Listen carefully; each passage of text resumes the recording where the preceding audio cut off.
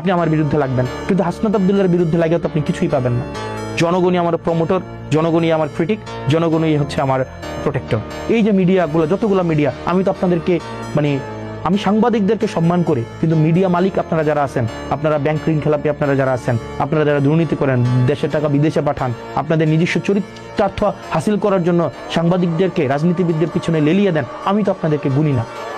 কারণ আমি জানি আমি কারো টাকা খাই নাই, আমি জানি আমি কারো কাছ থেকে একটা টাকা আমি চুরি করি নাই, আমি জানি। এবং কেউ বলতে পারবে না, নো ওয়ান, একজন ব্যক্তি আমার সামনে এসে বলতে পারবে না, কোনো তথ্য প্রমাণ কিচ্ছু দিতে পারবে না, কারণ আমি করি নাই। এবং আমি আপনাদের মিডিয়ার মধ্যে আমি যাইও না। এই মিডিয়াগুলো তো চালায় ব্যবসায়িক প্রতিষ্ঠান, বিভিন্ন কোম্পানির পাহারাদার হিসেবে মিডিয়াগুলোকে রাখছে। তারা যেন ঋণ খেলাপি করলে, ধরেন একজন 5,000 কোটি টাকার ঋণ খেলাপি করছে, তার ঋণ খেলাপিটাকে পাহারা দেওয়ার জন্য সে 200 কোটি টাকার একটা মিডিয়া করে।